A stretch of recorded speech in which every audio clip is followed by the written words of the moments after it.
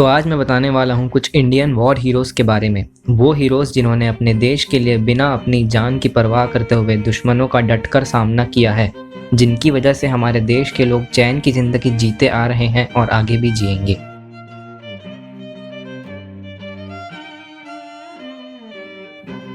1962 में जब Indo China war चल रहा था, तब बैटल ऑफ नुरानंग में गढ़वाल राइफल्स के ट्रूप्स को कमांड दिया गया था वापस लौट जाने के लिए। लेकिन उत्तराखंड के जसवंत सिंह ने मन बना लिया था कि वो वापस नहीं लौटेंगे, बल्कि दुश्मनों का अकेला सामना करेंगे। तो उन्होंने वैसा ही किया। उस वक्त उनका साथ मोनपा की रहने वाली 2 लड़कियां सैला और नूरा ने दिया।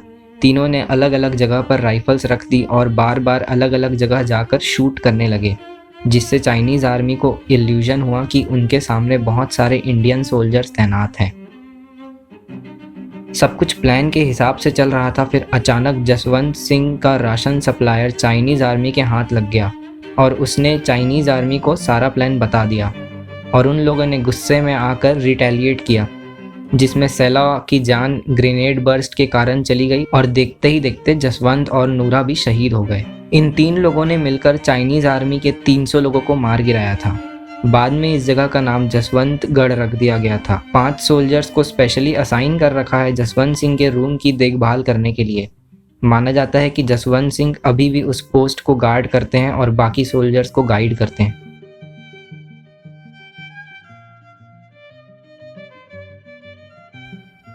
बुलंदशहर में जन्मे योगेंद्र सिंह सिर्फ 19 वर्ष के थे जब कारगिल में युद्ध शुरू हुआ।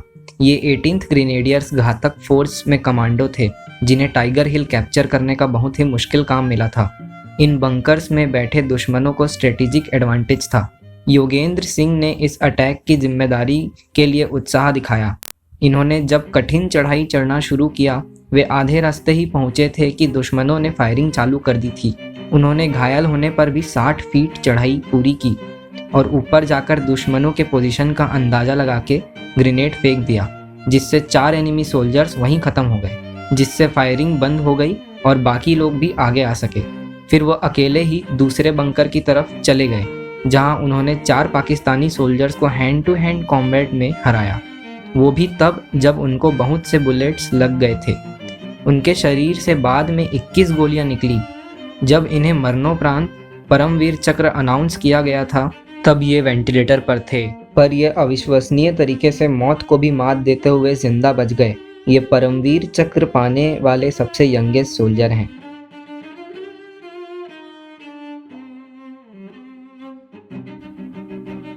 इनका नाम आप सभी जानते होंगे। पालमपुर में जन्मे विक्रम बत्रा कारगिल युद्ध के दौरान वीर गति को प्राप्त हुए और अपनी वीरता के लिए परमवीर चक्र से सम्मानित किए गए और बहुत प्रसिद्ध हुए। इन्होंने पॉइंट 5140 को सक्सेसफुली कैप्चर किया और घायल होते हुए भी अपनी कमांड संभालते हुए कोई कैजुअलिटी नहीं होने दी। इन्होंने मिशन कंप्लीट होने पर रेडियो पर बोला, ये दिल मांगे मोर। इनके इस सफल ऑपरेशन से इनको कैप्टन बना दिया गया और ये बहुत पॉपुलर हो गए, यहाँ तक कि पाकिस्तानी आर्मी भी इन्हें जानने लगी। फिर इसके बाद इन्होंने पॉइंट 4875 के कैप्चर में भी अहम भूमिका निभाई। जब पॉइंट 4875 पर अटैक किया गया तब ये जख्मी थे, इसलिए इन्हें ऑर्डर दिया गया था कि ये आराम करें। अटैक सक्सेसफुल रहा, पर दुश्मनों ने काउंटर अटैक किया, जिससे 2 बार भारतीयों ने ब्लॉक कर दिया, पर उन्हें इमरजेंसी में रीइंफोर्समेंट चाहिए थी। बत्रा ये सब बेस कैंप से देख रहे थे। उन्होंने इच्छा जताई कि वे लड़ना चाहते हैं, पर उन्हें आराम करने की सलाह दी गई। बत्रा की हिम्मत देखकर बहुत से सोल्जर्स उनके साथ जाना चाहते थे, भले ही उन्हें कोर्ट मार्शल कर दिया जाए। विक्रम जी ने 25 सोल्जर्स के साथ ऊपर चढ़ना चालू किया। फ्रीक्वेंसी सेम होने के कारण पाकिस्तानियों ने मैसेज सुन लिया और इन्होंने इंडियन रेडियो सिग्नल को ब्रेक करते हुए विक्रम जी को धमकी दी, पर इसका उन पर कोई असर नहीं पड़ा।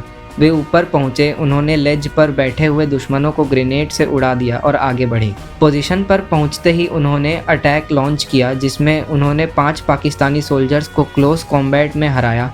फिर आगे बढ़ते हुए 4 पाकिस्तानी मेंबर के क्रू को अकेले ही मार गिराया। फिर उसके बाद एक सोल्जर को बचाते हुए उन्होंने अपना कवर छोड़ दिया, जिससे उन्हें पहले एक स्नाइपर बुलेट और उसके बाद एक रॉकेट प्रोपेल्ड ग्रेनेड लगा, जिससे वे शहीद हो गए।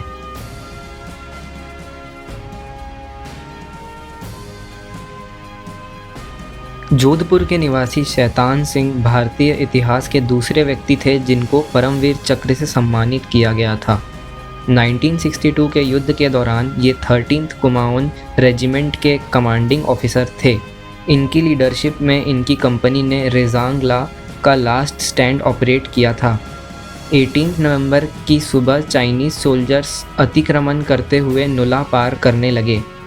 उनकी गिनती हज़ारों में थी, इनकी तरफ बढ़ रही थी, पर इन लोगों ने भागने के बजाय अपनी जान देना सही समझा। शैतान सिंह ने अपने सोल्जर्स को इस कदर मोटिवेट किया कि वे अपनी आखिरी सांस तक लड़े।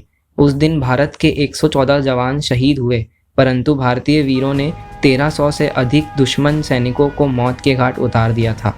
शैतान सिंह सारे समय इधर से उधर होते हुए डिफेंस मजबूत करते रहे और सैनिकों को विश्वास दिलाते रहे। इस दौरान कई बार उनको गोलियां लगी, पर जब तक उनकी सांसें चलती रही वे एक लीडर की तरह सबका हौसला बढ़ाते रहे। आखिरी में जब चाइनीज़ आते ही रहे तब उन्होंने वापस लौटने का सोचा, पर वे चलने में असमर्थ थे, तो उन्होंने अपने आप को एक पत्थर के पीछे छुपा के बाकी सबको जाने के लिए बोल दिया। सिर्फ 9 लोग ही जिंदा बचे उस दिन। कुछ दिन बाद उनकी लाश उसी पत्थर के पास मिली।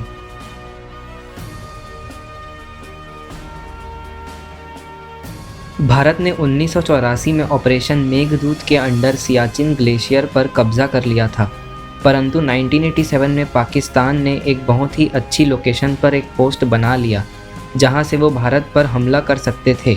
भारत ने वो पोस्ट हासिल करने की बहुत सी नाकामयाब कोशिश की। तब बाना सिंह और उनके 4 साथियों ने इसकी जिम्मेदारी ली। बाना सिंह जी और उनके टीम ने 457 मीटर की चढ़ाई की, जिसका इंक्लिनेशन 85 डिग्री था, वो भी -50 डिग्री सेल्सियस में। इन्होंने चढ़ाई करने के बाद बंकर में ग्रेनेड फेंक कर बाहर से गेट बंद कर दिया, जिससे अंदर के लोग मारे गए और फिर बाहर के सैनिकों को हैंड टू हैंड कॉम्बैट में मार गिराया। कुछ पाकिस्तानी सैनिकों ने डर के मारे पहाड़ से छलांग मार दी। बाद में उनकी लाशें नदी में मिली थी। बाना सिंह जी ने इस असंभव लगने वाले काम को ना सिर्फ लीड किया बल्कि उसमें एक अहम रोल अदा किया, जिसके लिए इनको परमवीर चक्र से सम्मानित किया गया।